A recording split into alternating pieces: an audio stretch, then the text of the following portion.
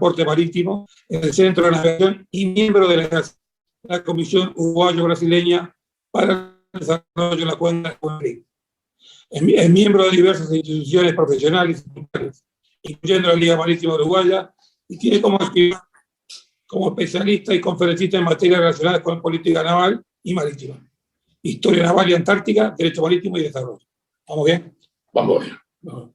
Capitán Maceo ha publicado varias obras, además de artículos de su especialidad en diversas publicaciones, periódicos y trabajo colectivo al conferencista. Así que sin más, y disculpen la demora del día de hoy, pasamos la palabra al capitán Maceo. Capitán. Gracias. Está conectado, ¿sí? Sí. Bueno. Estimados consocios y amigos de la Liga Marítima, queridos alumnos del Centro de Navegación y compañeros de la delegación uruguaya ante la Comisión Mixta Uruguayo-Brasileña para el Desarrollo de la Cuenca de la Laguna Merín. Vamos a conversar acerca de la hidrovía Uruguay-Brasil y, por favor, la primera.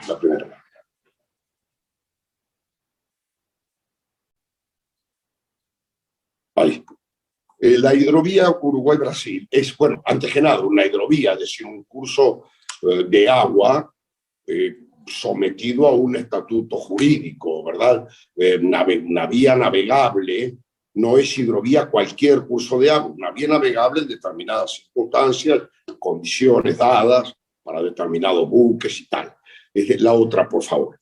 La hidrovía Uruguay-Brasil se encuentra situada en el este de Uruguay y en el extremísimo sur de Brasil, del estado de Río Grande do Sul. Después ya hablaremos de la extensión y de la región, pero vamos a ver, porque es muy importante relacionarlo con el acontecer histórico, la otra. La situación general del área de la hidrovía Uruguay-Brasil estaba dentro de lo que eran las posesiones españolas delimitadas por el Tratado de Tordesillas de 1494. Siempre estuvo dentro de lo que es la América española, ¿verdad? Aun cuando después, la próxima, por habilidad portuguesa, desentendimiento español de esta zona del Atlántico, España más bien en América del Sur, estaba más orientada hacia el Pacífico, hacia la zona del Perú. De hecho, se fue corriendo la presencia de Portugal hacia el oeste y en 1777 Portugal de algún modo forzó la firma del Tratado de San Ildefonso. En aquel momento, la reina de Portugal, María I, que era nieta del rey de España, Carlos III, y que era una mujer a la que le dolía mucho los enfrentamientos que había entre España y Portugal, enfrentamientos que se daban en esta región, porque en ningún otro lugar lindaban las posesiones españolas y portuguesas, y dentro de América del Sur, hacia el norte, era prácticamente la selva, y más allá la selva amazónica todavía. Entonces, para evitar esos enfrentamientos que tanto pesaban en el alma de la reina María, la próxima, se estableció dentro del Tratado de San Ildefonso esa zona de campos neutrales que prácticamente coinciden con la cuenca de la Laguna Merín. Y fue tan efectivo que hasta el año 1811, cuando por razón de la revolución en esta área, las autoridades españolas solicitaron la entrada de Portugal, hasta 1811 no hubo ingreso de tropas portuguesas, tampoco españolas, en esa área que había sido tan conflictiva. ¿Cómo se continúa esto con el Uruguay independiente? Vamos a la próxima. Para 1851, cuando el gobierno de la defensa de Montevideo acuerda con Brasil el apoyo a su posición en la Guerra Grande, estamos, ¿verdad? Andrés Lamas pacta la costa seca para Uruguay en la Laguna Merín y el río Yaguarón. Una situación que se va a mantener por medio siglo largo. Vamos a la próxima. Y acontece algo muy importante que va a marcar cuál es la línea política de Brasil en esta zona de la Laguna Merín. En Argentina, desde la década del 80, y se afirma con la Cancillería de Estanislao Ceballos, se planteaba una doctrina de costa seca para Uruguay en el Río de la Plata. Entonces, Brasil, sin intervenir directamente en esta zona platense, Brasil muestra cuál es su posición respecto de Uruguay, justamente en el área de la Laguna Merín, y siendo canciller, por favor la próxima, siendo canciller... Maceo, perdóneme, con su permiso, Maceo, perdóneme, no estamos... No, bueno, disculpas, mil disculpas. Lo que sucedió entonces cuando Argentina planteaba la costa seca para Uruguay en el Río de la Plata es que Brasil dio una señal de amistad sin enfrentar directamente a la Argentina, y el canciller Barón de Río Branco modificó la situación en la Laguna Merín y en el río Jaguarón, otorgando la mitad del espejo de agua, claro, próximo a la línea de frontera, naturalmente, o dentro de la línea de frontera, para Uruguay. 100 años más tarde, cuando se produce el diferendo con Argentina por la instalación de una planta productora de celulosa en el río Uruguay, Brasil actúa exactamente de la misma manera. En la Laguna Merín, otorgando un acuerdo por el cual se abren 600 kilómetros, casi 700 kilómetros de vías navegables interiores de Brasil a la bandera nacional uruguaya, formándose ahora sí estatutariamente, jurídicamente, la hidrovía Uruguay-Brasil. La próxima, por favor.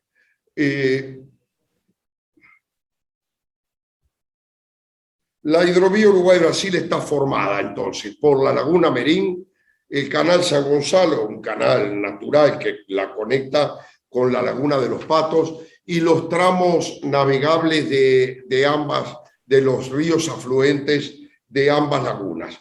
Es una vía navegable de 800 kilómetros de extensión. Véanlo en comparación con la distancia mayor de nuestro territorio nacional, tierra firme, naturalmente, que son 580 kilómetros, más o menos así, entre el Cabo Polonio y la frontera triple allá de Cuarén con el Uruguay, para tomar una dimensión de lo que es esta hidrovía. ¿Qué hay allí en el entorno de la hidrovía? Hay estos 5 centros que son importantes. Uno al norte, Porto Alegre, Gran Porto Alegre, la Serra Gaúcha, toda el área esa industrial del Río Grande do Sul, y en el sur de Brasil, perdón, ¿se están viendo la pantalla? Gracias. Gracias. En el sur de Brasil, en el puerto de Río Grande como centro de transferencia entre la mar y tierra de la región, una zona brasileña al norte de la Laguna Merín, en el área esa de Jaguarón, Río Branco, otra zona que podemos identificar también de Brasil, pero al sur de la Laguna Merín, donde la población más importante es Santa Victoria do Palmar y Chuy, y luego el área uruguaya hacia el oeste de la laguna, marcada por esa especie de semicírculo allí, comprendiendo fundamentalmente los departamentos de Cerro Largo, 33, Rocha y pequeñas porciones de La Valleja y Maldonado. ¿Qué se forma entonces entre estas áreas? Por favor, la próxima. Se forman unos tráficos, hoy tráficos terrestres, unos tráficos longitudinales que conectan que conectan los extremos de esta región, tráficos longitudinales que en el momento en que se les pudiera practicar por agua, tendrían que tener características, la próxima, particulares, que están dadas por las dimensiones del sistema de esclusas de navegación que hay en todo el estado de Río Grande do Sul.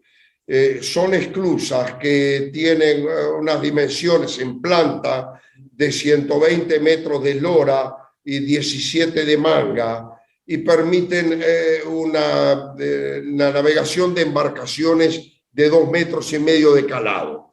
Esta que vemos concretamente no es de las que están al norte del sistema hidroviario, que son estas de 2,5 metros máximo. Esta es la represa esclusa que está ubicada en la ciudad de Pelotas, sobre el canal San Gonzalo.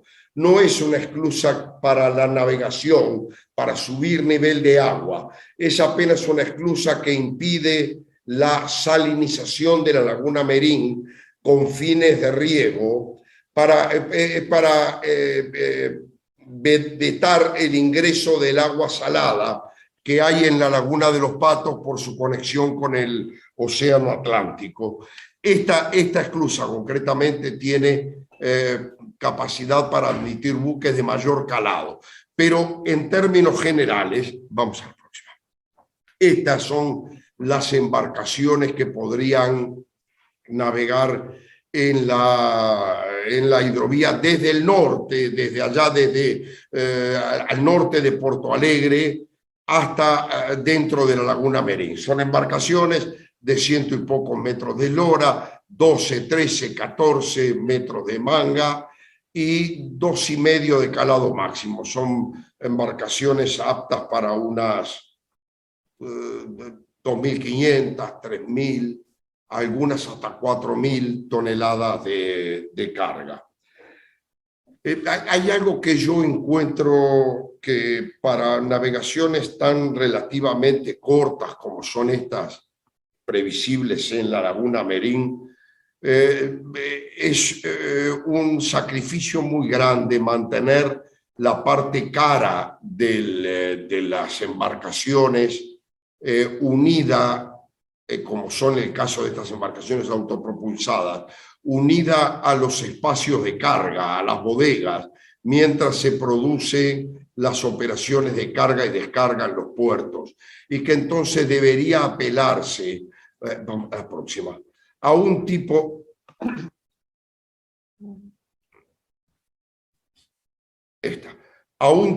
de barcazas con empujadores de tipo como las barcazas oceánicas, porque en la laguna de los Patos especialmente se levanta mar con mal tiempo allí. Entonces el sistema de convoyes cosidos al estilo de los que se utilizan en la hidrovía Paraguay-Paraná no sería admisible, pero sí alguna forma que permitiera que el elemento empujador, como se ve allí a la izquierda de la imagen, de estos remolcadores que van encajados en la popa de las barcazas, podría permitir que mientras la barcaza, que es el elemento barato de la embarcación, quedaran practicando operaciones de carga y descarga, el elemento empujador pudiera tomar otro casco de barcaza, cargado o no, en fin, volviendo a la operación. Ahora, junto con estos tráficos, vamos a la próxima, por favor. Junto con estos tráficos longitudinales, existe la necesidad, no es tanto algo para el lado uruguayo de la laguna Merín, pero sí para la parte brasileña, existe necesidad de que ambas orillas puedan conectarse porque están francamente separadas, pero también hay algunas cargas uruguayas que podrían necesitar ser transportadas al sur de la Laguna Merín, a la porción brasileña que queda al sur de la Laguna Merín, en unos tráficos transversales, la próxima, por favor, que permitieran evitar esta situación. Ustedes ven, la Laguna Merín es muy larga, tiene unos 250 kilómetros de extensión junto con el canal San Gonzalo, y para toda la parte que se encuentra al norte de la laguna, hay sea por Brasil, sea por Uruguay, es decir, sea pasando por Pelota, Río Grande y volviendo acá al sur de la Laguna Merín, sea por Uruguay, pasando por 33, Vergara, Lascano, Chuy, hay un recorrido de más de 300 kilómetros que para todas las cargas que hay en la región, que suelen ser muy baratas, es un costo de camionaje muy alto, no solo de transporte por camión, sino también los peajes que hay en el camino. Entonces, con embarcaciones menos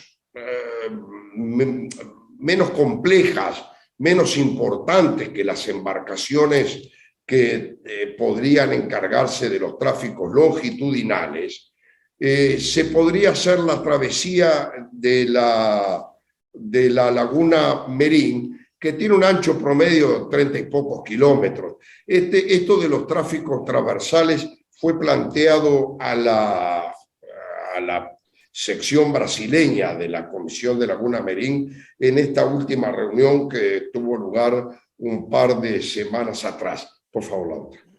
Este es el tipo de embarcación que podría hacer la travesía, llevando los camiones o a veces sus acoplados nada más, 6, 8, 10 camiones, con embarcaciones que ya existen en la región. Son, por ejemplo, las que hacen la travesía entre Río Grande y São José do Norte, del otro lado del canal de acceso al puerto de Río Grande, ¿verdad?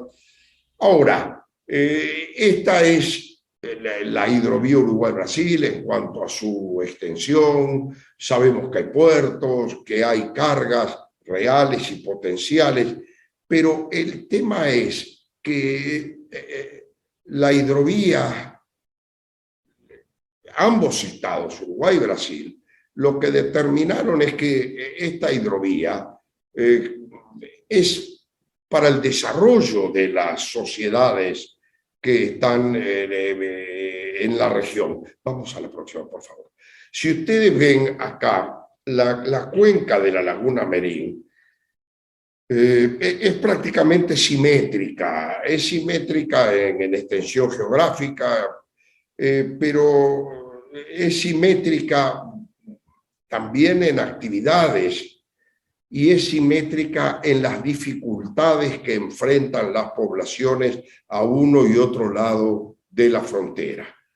Podríamos decir las poblaciones de la faja de frontera. Vamos a la próxima. Si ustedes ven, esto es un mapa poblacional de Uruguay. La cuenca de la Laguna Merín, la porción uruguaya, tiene el índice de población más bajo de todo el país. Vamos a la otra.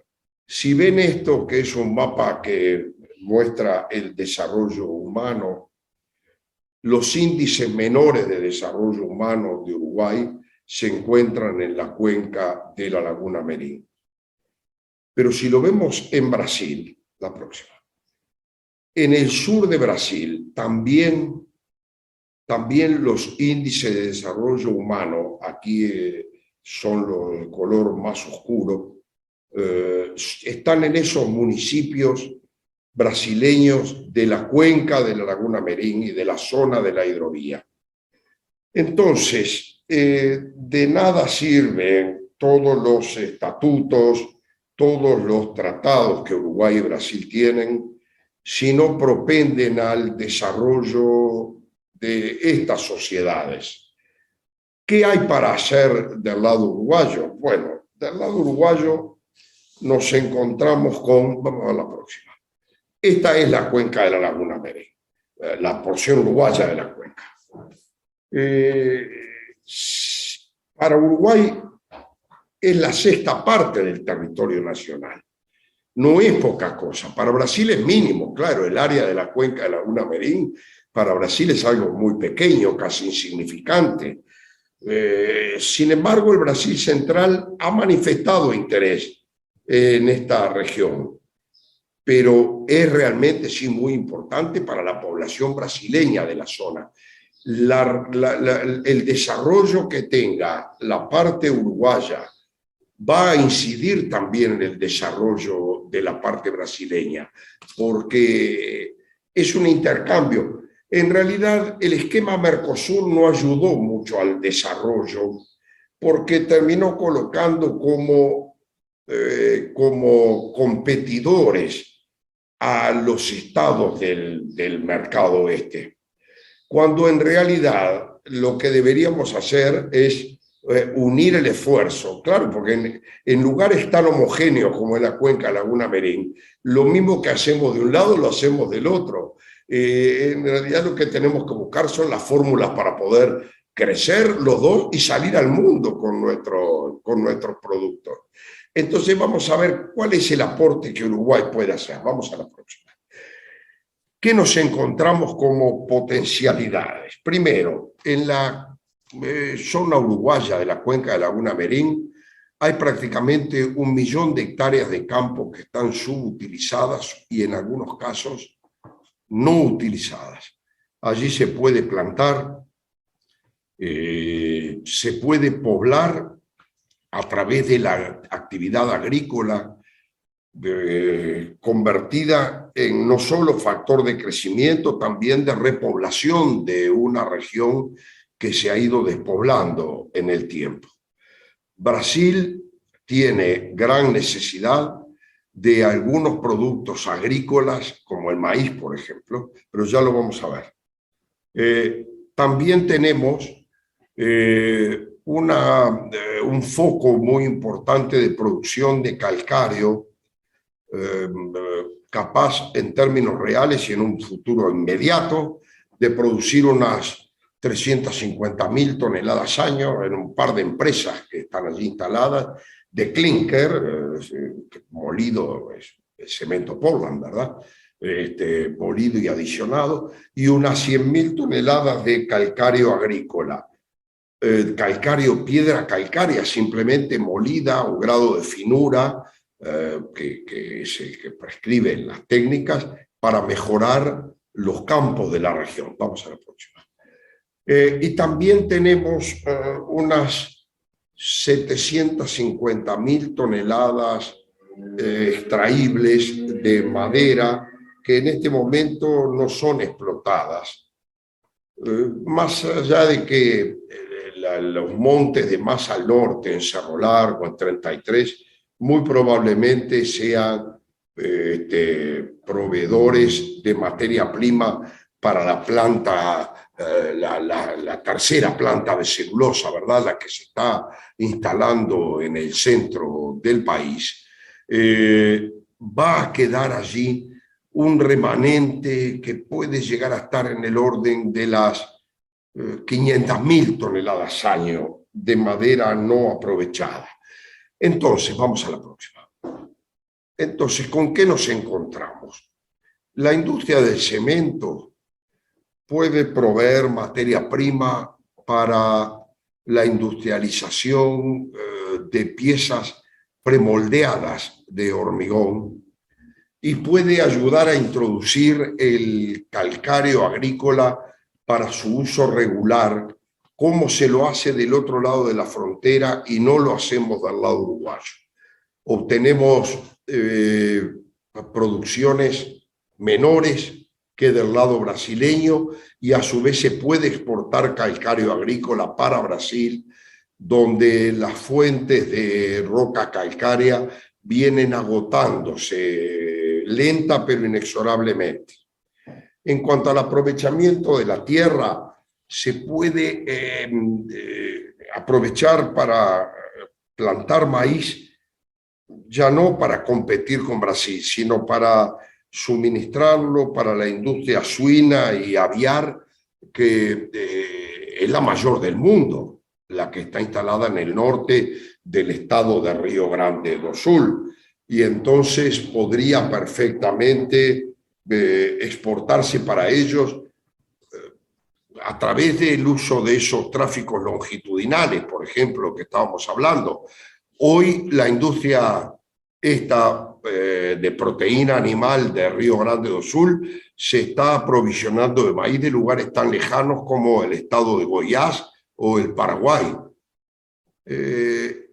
Además, las tierras estas del este de Uruguay, que no han sido afectadas por el empleo de químicos ni de productos, la plantación de productos de transgénicos, pueden volcarse a la producción de plantas de productos agrícolas orgánicos, que son de un precio muy relevante en el mundo.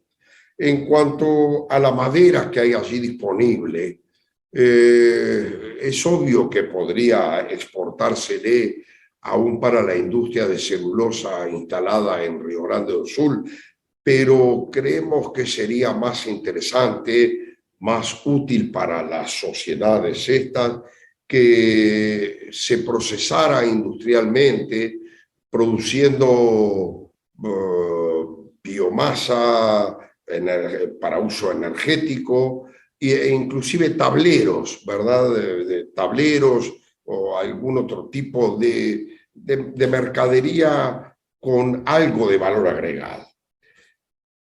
¿Cuáles son? Vamos a la próxima. Acá tenemos un poco el esquema de los tráficos. Esa letra G que muestra allí es un poco el centro de gravedad de las cargas. Si nosotros lo vemos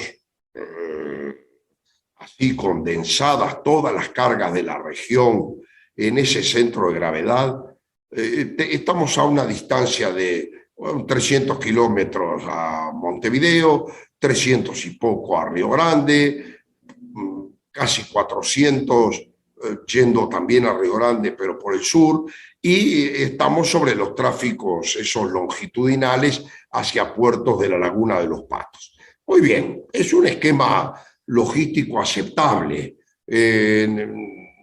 A nadie mata estar a 300 o 400 kilómetros de los lugares de utilización o de conexión con ultramar, pero lo que tenemos que pensar son varias cosas a tener en cuenta. Estamos hablando de cargas de muy bajo valor.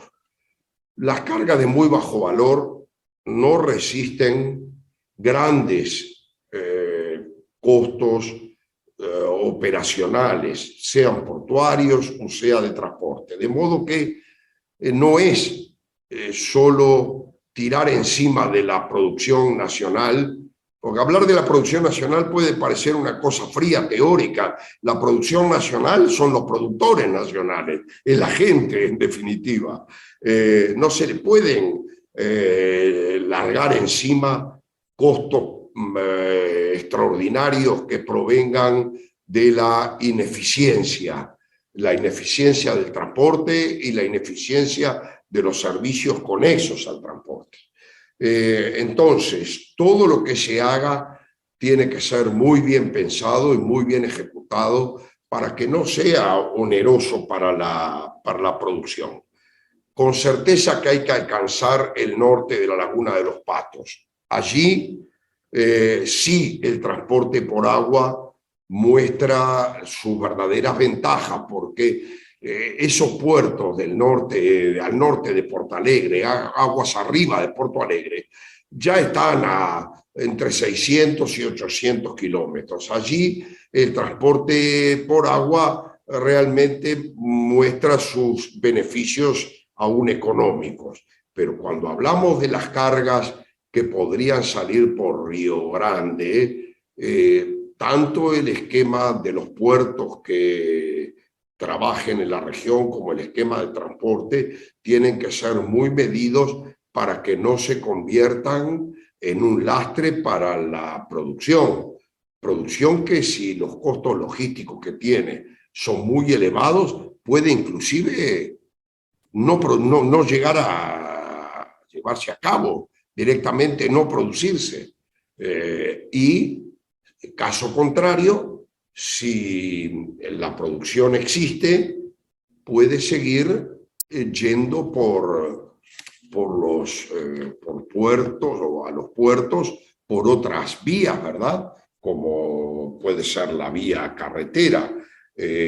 A la producción no se la puede obligar a ir a tal o cual puerto o a embarcarse por el solo hecho de que teóricamente tenga ventajas el navegar en lugar de ir por los vehículos del modal terrestre. Bueno, el único vehículo sería lo de transporte carretero. El tema es que cuando hablamos de cargas tan baratas, cada carga tiene su puerto y cada puerto tiene su carga.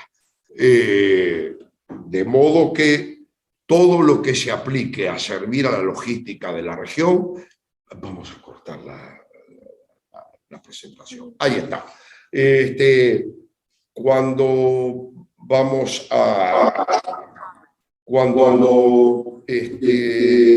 hablamos de cargas de tan bajo valor específico, tenemos que pensar que debe serse muy cuidadoso para que el nuevo transporte que en esta hidrovía pueda dársele a las cargas se convierta en un beneficio, sean verdaderamente medios alternativos al transporte actual, más económicos, medios de verdadero beneficio para toda la cadena productiva y comercial, y no simplemente el adorno de tener allí una hidrovía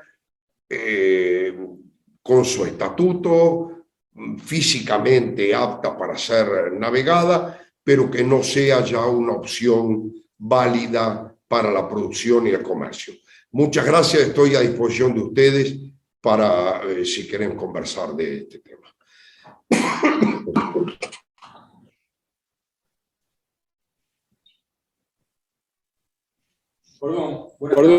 Buenas tardes, no sé si me escuchan. ¿Alguien? Bueno, primero pedir disculpas porque ha sido una conferencia, bueno, muy buena del capitán entender e ingresar a todos los temas, estos temas, y las disculpas son porque realmente ha sido una conferencia un poco con altibajos, pero bueno, creemos que lo vamos a poder superar en otras oportunidades. Le pedimos disculpas al capitán también, que le hemos cambiando de frente, pero creo que ha salido de todas maneras una buena exposición. Preguntas, como comentamos, si quieren realizarlas por chat, que están habilitados. Si es que levantan la mano, requieren alguna o solicitan alguna aclaración por parte del conferencista.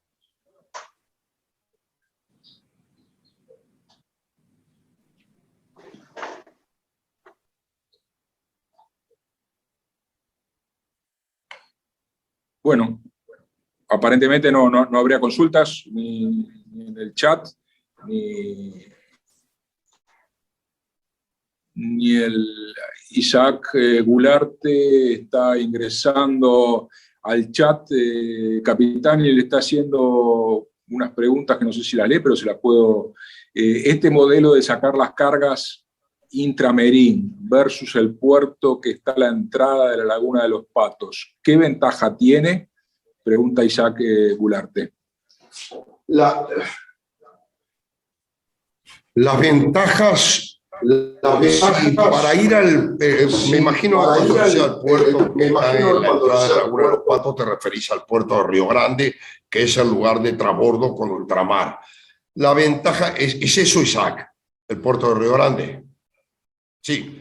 La ventaja es probable que si se usara el transporte por agua, y dado siempre que hubiera un análisis muy exacto de los puertos, de la operativa portuaria, de los costos de la operativa portuaria y demás, es probable que las cargas llegaran al puerto de Río Grande con una diferencia de costo pequeña en comparación, me refiero a las cargas que salieran desde la Laguna Merín, una diferencia pequeña con respecto al transporte carretero. Ahora bien, ¿cuál es la ventaja?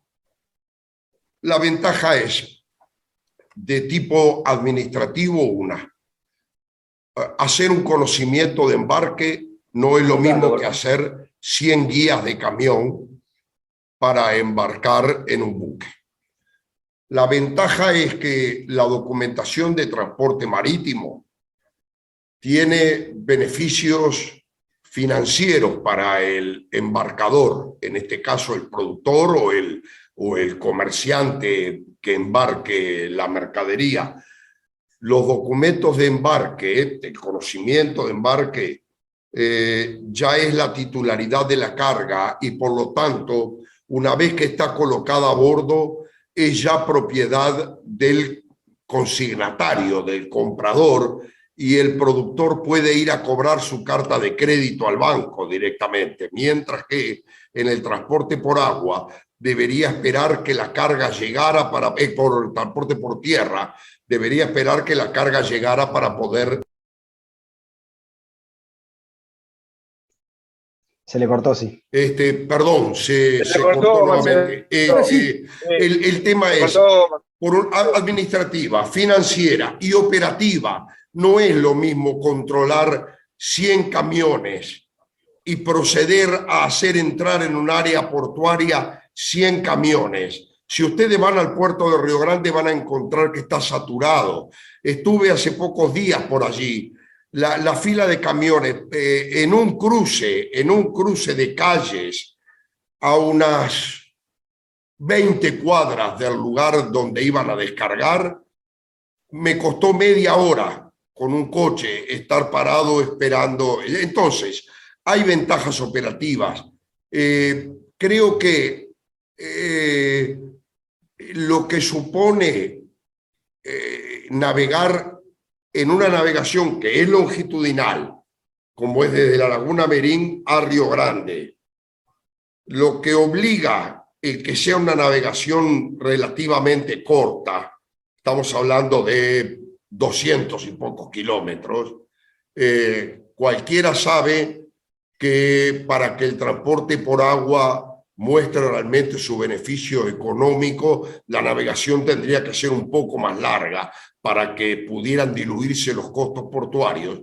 A lo que obliga es que los puertos que estén involucrados en ese tráfico sean muy cuidadosos en el esquema de costos y que el esquema de costos no se le dispare por desconsideraciones de tipo técnicas y operativas y por supuesto económicas, ¿verdad? No es cosa de largar costos de ineficiencia sobre la producción. ¿Hay alguna otra pregunta? Capitán, hay una pregunta más del señor Guillermo Rodríguez. Consulta en cuanto al puerto de La Paloma. ¿Qué ventajas tiene sacarlo vía Merín, dado que está muy equidistante con Río Grande? Bueno, el puerto de La Paloma es incomparable con el puerto de Río Grande, ¿verdad? Prácticamente es un puerto de pequeño cabotaje, el puerto de La Paloma.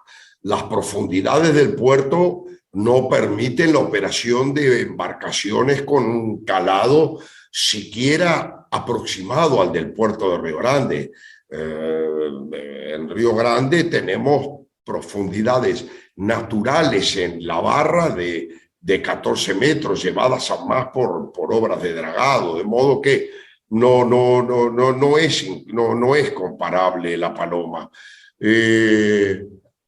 Sabemos inclusive que La Paloma, habiendo nacido como puerto, ha ido perdiendo su vocación portuaria. Recuerden que por audiencias públicas, incluso cuando se sacaba madera por el puerto de La Paloma para la planta esta productora de celulosa en Montes del Plata, allí en Conchillas, en el departamento de Colonia, durante el verano tenían impedidas las operaciones porque parece que la vocación de La Paloma se había trasladado de lo portuario a lo balneario, ¿verdad? A lo turístico. Entonces es todo un tema lo de La Paloma.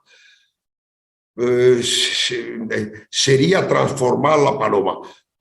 Otra cosa distinta sería si existiera un puerto oceánico en la costa uruguaya, pero eso es otro cantar. Hoy de mañana, inclusive en la Academia Uruguaya de Geopolítica y Estrategia, fuimos recibidos en el Palacio Legislativo para una conferencia interesante al respecto. La idea de un puerto atlántico es algo que no solo es muy antigua, desde los tiempos de la administración española en estos territorios hasta ahora, con mayor o menor felicidad en el modo en que fue planteado, pero es algo que sigue pidiendo tener un lugar en la consideración de la sociedad y de la conducción política y del pensamiento estratégico del país. Pero eso sería muy distinto al puerto de La Paloma, ¿verdad? Estamos hablando más o menos de la misma área, un puerto oceánico, pero no sería La Paloma.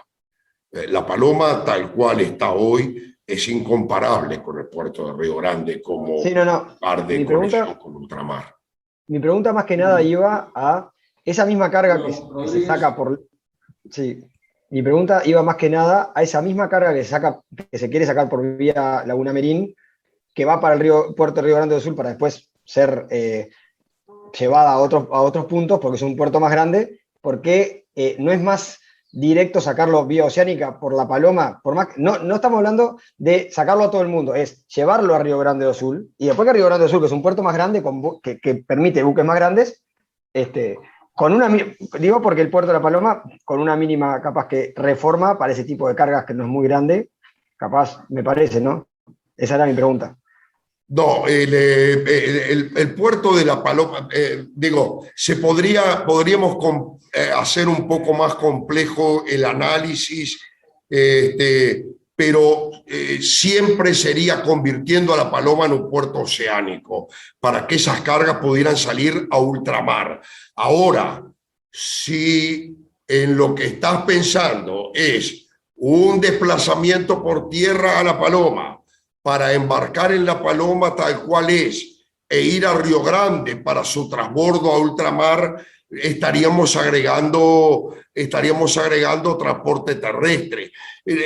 No olvide ese concepto que siempre manejamos del valor específico de las cargas.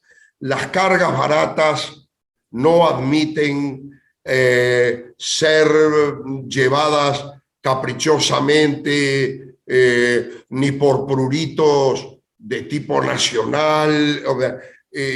Son cargas que solo admiten ir por la vía más directa y más económica. No resisten en absoluto el ser trasladados.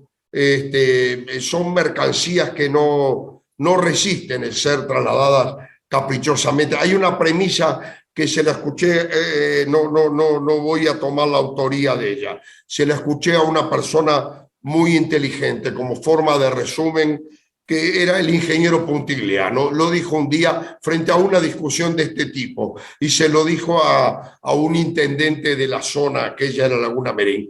Cada carga tiene su puerto y cada puerto tiene su carga. Cuando hablamos de cargas baratas, eso es un axioma que debe ser tomado así, con carácter absoluto.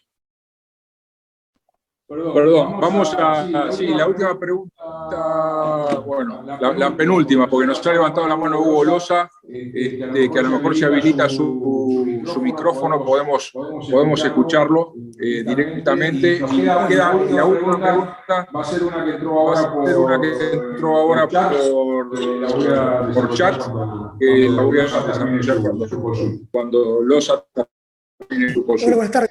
No, me queda la duda. Para poder incentivar de alguna manera la salida de las cargas, ¿se podría eventualmente plantear, no sé si jurídicamente, que aquella empresa que quiera sacar cargas pueda hacer su propio puertito y administrarlo o mediante un permiso sin llamado a licitación? O sea, que cada empresa interesada haga su puerto para sacar sus cargas de manera fácil, mediante un trámite, llamémosle burocrático. ¿Se puede pensar está bien entendido, está bien entendido, Hugo. ¿Sabes cuál es el problema? Eso sería ideal si los volúmenes de carga a movilizar lo justificasen.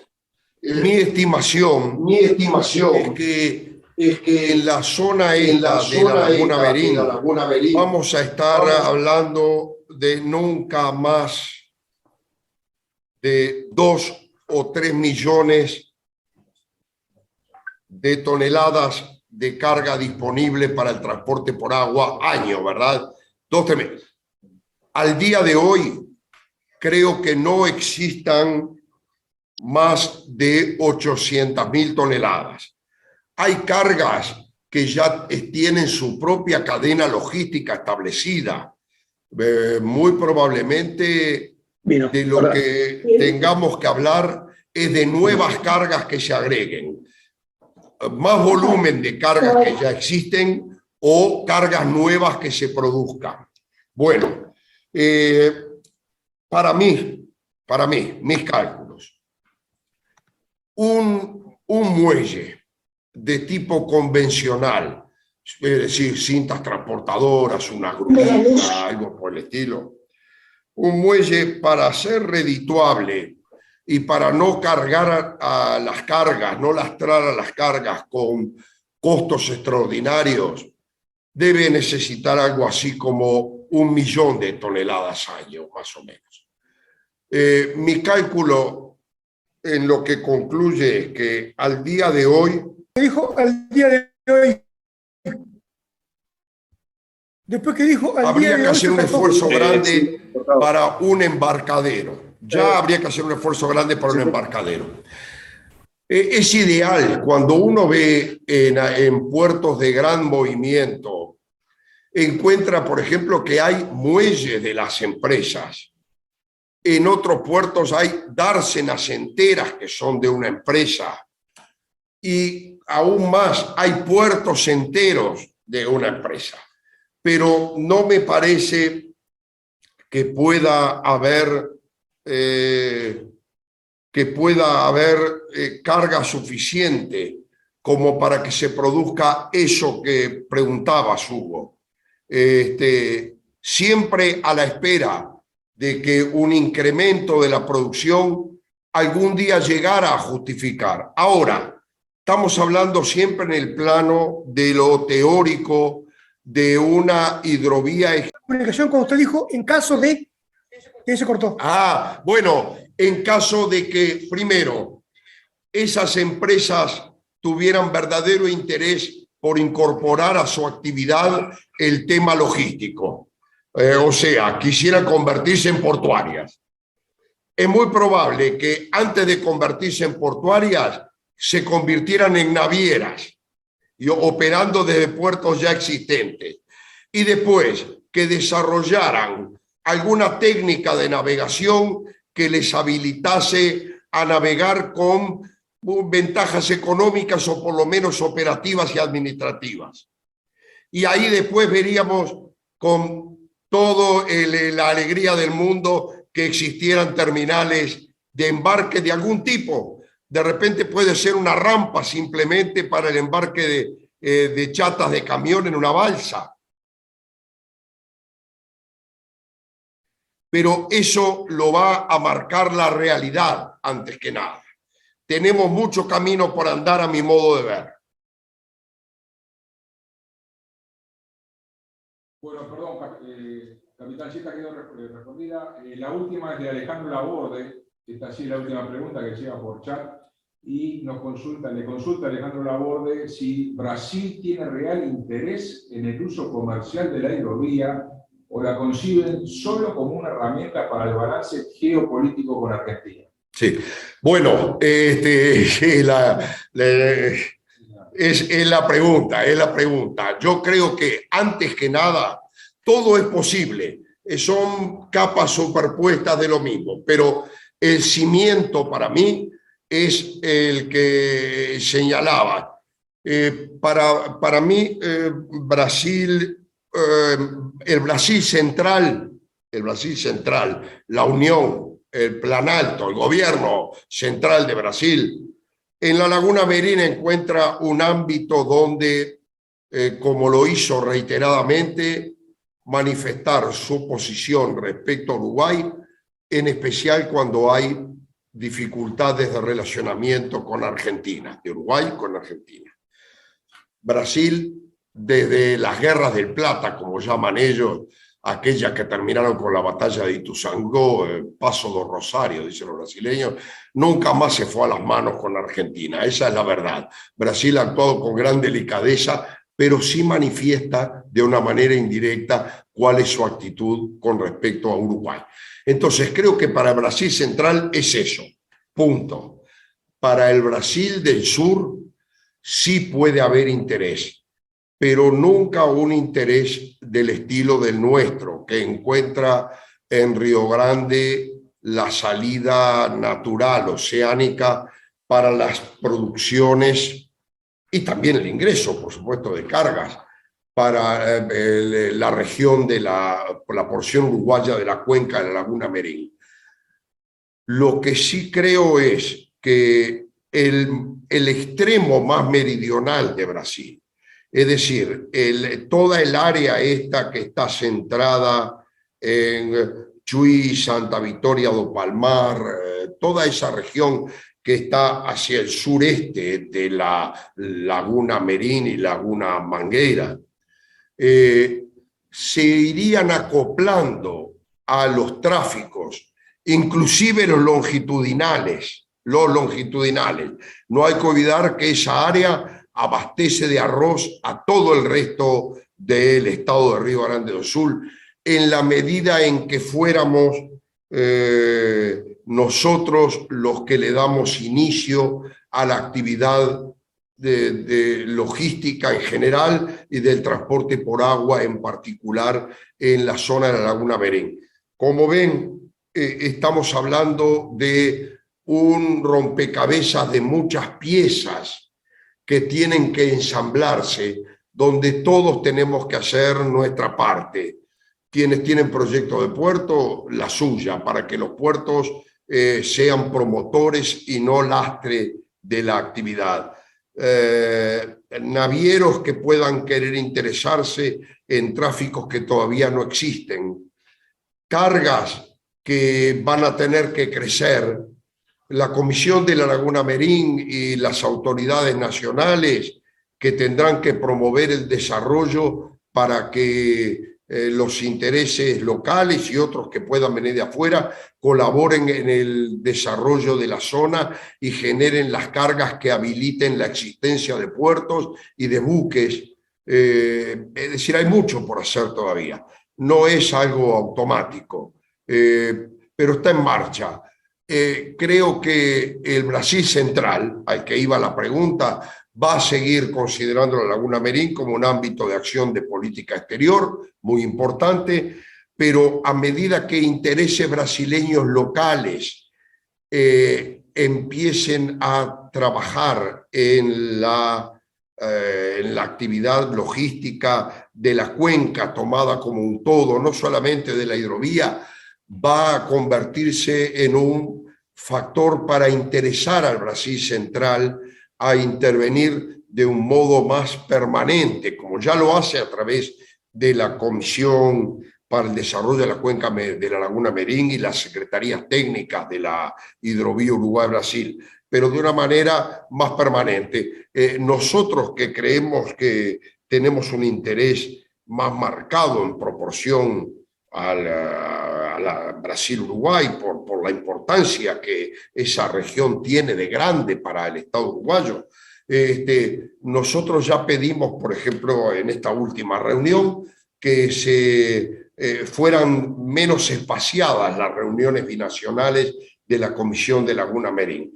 Y estamos empujando para que haya más actividad binacional, tanto que en esta última reunión con la sección brasileña colocamos una cantidad de temas como la navegación transversal, como la búsqueda de una simetría en la presencia de autoridades de ambos países en la cuenca, autoridades marítimas, por ejemplo. Uruguay, creo que al tener más interés directo, Uruguay tiene que ponerse al hombro este tema, y después, en la medida en que se active la Laguna Merín como un ámbito de desarrollo, las distintas esferas, primero estadual y después federal de Brasil, van a asociarse a la marcha esta, pero creo que en este terreno de Laguna Merín nos compete a nosotros los uruguayos ser los que estemos provocando la intervención cada vez más interesada de Brasil.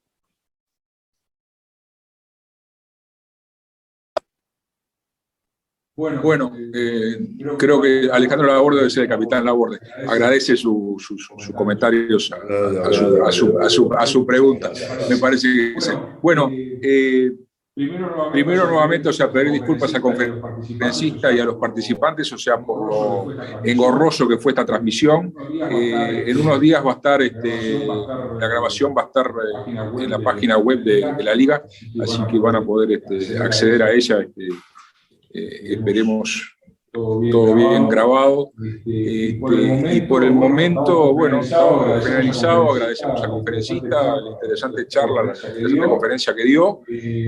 Vamos a hacer entrega fuera de imagen, o sea, vamos a despedir ahora, vamos a cortar la transmisión, pero vamos a hacer las entregas usuales de agradecimiento al conferencista, o sea que las va a hacer ahora el presidente Artigas Zorrilla. Y bueno, agradecemos a todos por la volvemos a pedir disculpas a la conferencia, volvemos a poder pedir que esperamos para la próxima. Incorporarlos para la próxima. Muchas gracias, capitán. Hay un gusto. Y bueno, hay muchos agradecimientos. Bueno, felicitaciones por la conferencia en el chat que transmitimos y que van a quedar grabados para que lo puedan ver. Muchas gracias a todos. Damos por finalizada la conferencia. Buenas tardes. Muchas gracias a ustedes.